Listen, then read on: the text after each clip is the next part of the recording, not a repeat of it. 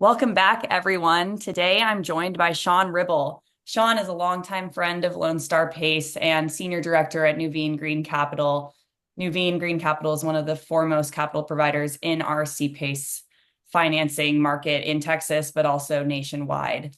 Earlier this month, many of you probably saw the news that Nuveen Green Capital was going to partner with CDPQ, CDPQ, that's a mouthful, a global investment firm to launch a $600 million partnership to grow sustainability in commercial real estate by offering a one-stop shop for C-PACE financing. And that obviously was a big announcement. I think it's the first of its kind type of partnership in our industry and first of its kind offering in the market. So, Sean, thank you so much for joining us. Appreciate you My being pleasure. here today.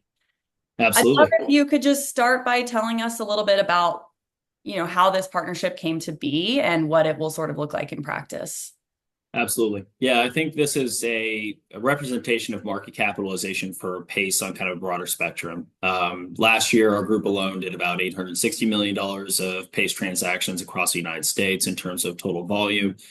This year already, we've eclipsed $1 billion. And when you look at institutional investment and interest, it comes to market capitalization. And as you can see, probably in a lot of the deals we've worked on, many of which are with community and regional banks, and we have a very good relationship with them. But a lot of them are also with more on the debt side and private capital markets. And so this was a way to formalize a process for the very large transactions that we see across our footprint. And also for some of these larger groups to leverage kind of the relative cost of capital to C-PACE to generate market share on really good Class A and Class B assets across different verticals. Awesome. Very good. And yeah, I mean, what stood out about this partnership is that it is a one-stop shop. So, on our side of the equation, we hear from developers who they go out, they find their C-PACE financing, and then they also have to find their senior debt, which can be challenging sometimes. So in this scenario, it's sort of already done for them. It's packaged together. Why was having that single source program critical to the sort of the success of this initiative?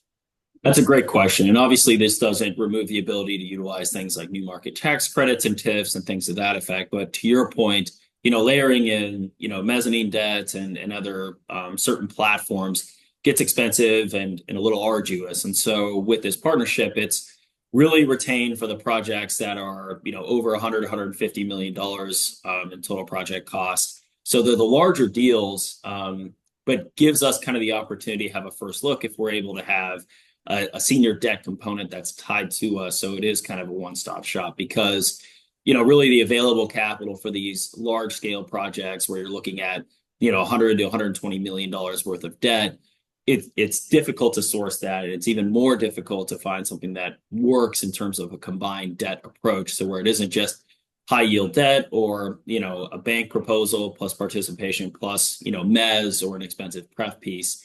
It's a way for us to bring something to market that we see has a pretty high demand for certain asset types. So we're excited to have this, and it's going to be a pretty good fit. And we're already starting to implement it across a few of the opportunities that we have in our portfolio, but we are being very selective about which projects could be a fit. Very good. Well, let's stay on that topic. What types of projects, what asset types do you see this working the best for? Absolutely. So for sale development projects like large scale condominium projects, as well as multifamily, industrial, mixed use, and even some select office projects. Now, obviously that's its own thing and it would be on a more case by case basis. But where I think where it's going to be immediately utilized is probably in the multifamily or for sale or mixed use development project. Or if we're doing the large scale industrial where we've seen really big cold storage as well as industrial and distribution and manufacturing. So I think those would be the core asset types, especially in our footprint, that is going to have the demand and also is going to push the dollar amounts where it is going to justify the need for a combined approach on a much larger scale, like $40 million of PACE plus, $80 million of a senior debt component, if that makes sense. Yeah, definitely. So a lot of this has to do with scale of the project in terms of Correct. its qualification. Yes, ma'am. So one important piece of this is that it can be leveraged for both bridge, but also construction loans. Why was it important to offer both? Absolutely. We see kind of new starts really starting to take form. And I think general confidence in the market and economy is improving. And we also expect, obviously, relative rates and also the general absorption to continue to improve, especially with barriers to entry. So new construction starts, especially leading into 2025, we feel pretty confident that they're going to increase. And so having this be a construction component is key, right? And construction dollars and relative availability for construction capital is much lower now than it has been the preceding years. So there's a big opportunity there.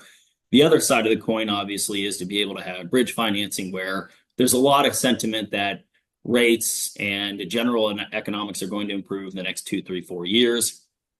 And there's a need for an immediate solve right now for recently completed projects or midstream projects as it stands. And so utilizing PACE for what we refer to as recapitalization, plus a bridge option that could take out an existing senior lender that is trying to reduce their exposure or just get out of the deal for, maybe deal fatigue or something to that effect. It's a very good solution, and it's going to have a high need, especially in the coming 12 to 18 months, in my opinion. Yeah, absolutely. I mean, one of the best things about CPACE, in our opinion, is just how flexible it is and how it can be applied, at various stages of the development life cycle. So that's really cool. I did want to clarify, can it also be used as permanent financing for development? That's a great question. So we are working on that for this to be kind of a mini perm or kind of short-term perm product that would be reviewed on a case-by-case basis. Obviously, CPACE can be utilized and you have the optionality, right? There's no premium to be paid. When you close a CPACE loan, you automatically have it's where we negotiate a simple prepayment penalty in the short term. And that would be baked into deal economics and negotiate on the front end.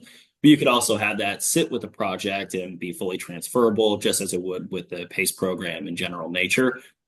As for the senior note with CDPQ, that would be negotiated on a case-by-case basis, but you can have that be kind of a mini perm where it is something where you have an extension option and can kind of serve as a Band-Aid in the shorter term. It's not going to be 20 or 30-year debt, but in today's market, really the demand is for something that can live 2 to 5 years. We can definitely see that be structured as part of the negotiation. Very good. So from our end, and I'm sure from your end as well, we've just seen demand for CPACE explode over the past few years as banks are pulling back on lending. How do you expect this specific partnership and this $600 million worth of funding to impact CPACE transaction activity?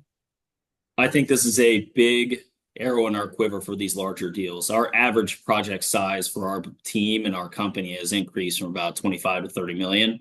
3 to 4 years ago, it's probably closer to $5 to $8 million. And so there's been a dramatic increase in the relative size of PACE on a per transaction basis, but then also the nature of the development projects that we've closed. And so we still have fantastic relationships and strategic partnerships with debt lenders nationally, as well as regional and community banks. Our minimum financing size is 5 million. So we have a very broad spectrum of projects that we work on. What we've seen is that for these Class A large scale development projects, there's only a few options in the market, especially ones that are entertaining to CPACE. So for us to be able to have something in-house that we have a negotiated and agreed upon and settled structure is only going to allow us to generally serve the market even better. And the rest of our relationships and partnerships are not impacted by this. And as I mentioned before, these are really reserved on a structural basis for these really large scale deals. Well-heeled developers with a good equity contribution and a traditional asset type is the ones I had mentioned before, but we'll be able to bring best in class in terms of a combined structure approach. This is all to say that we're trying to be the one-stop shop for any development project over $5 million worth of PACE. And I think this helps to kind of emphasize that to the market. And I think it's going to be the first of many. I think this is a great initial partnership, and we're going to utilize it to the best of its capacity. But the hope is that this continues to grow over time as people continue to see the benefit of layering and leveraging CPACE to blend down WACC, get to a combined leverage ratio that works, and also just generally serve their existing client base. And so do you see this as something that could be replicated with other firms, other lenders? Theoretically, yes. The reason that we have such a high level of confidence and interest is twofold. One, we have the highest transaction count as well as gross volume of originations at PACE. We've been around for 9 years now. We're a 100-person shop. We do everything vertically integrated internally. So we do the underwriting, diligence, and servicing, as well as disbursements in-house, which is very unique. And so because of all that, our structure is AAA rated. And so it's institutional in nature, and that's bears the name of our company of being a subsidiary of Nuveen. And so there could be, negotiated agreements in terms of relationships, but in terms of what the effective cost of capital, what the nature is, and what the flexibility, that is what the devil in the details will be in terms of we see competitive structures that happen in the marketplace relative to ours. Got it. Got it.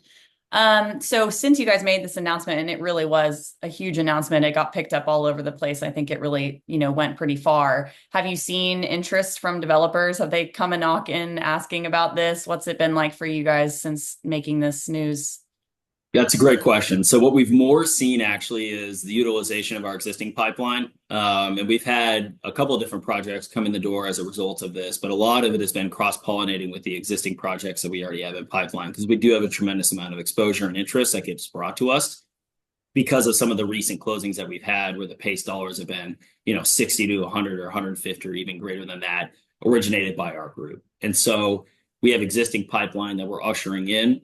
We're definitely looking for kind of the down the fairway for the initial transaction associated with this group, right? Something that is a good way to kind of ink the relationship and get something put in place. So we are trying to solicit this for those well-heeled developer sponsors, but also cross-pollinating across our existing pipeline of what we have currently working across our team. Got it. Very good. So if a property owner is interested, if a developer wants to tap into this, what should they do? What's the first step they should take? Absolutely. They should, definitely reach out to myself. If it is representative of another region within our company, I can definitely connect them directly. Having a general overview of the project, the address, the budget, the pro forma, and also kind of a definitive timeline, understanding, hey, the equity is lined up, or we're in a good place and things to that effect. So they are more than welcome to reach out to me, and then I can self-resource and connect them wherever's necessary as part of our organization.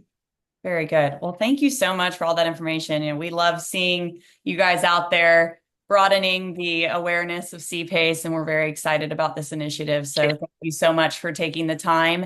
Guys, I will include Sean's contact info at the end of this video. So if you are interested, please reach out to him. And as always, if you have any questions about CPACE financing, you can reach out to Lone Star PACE as well.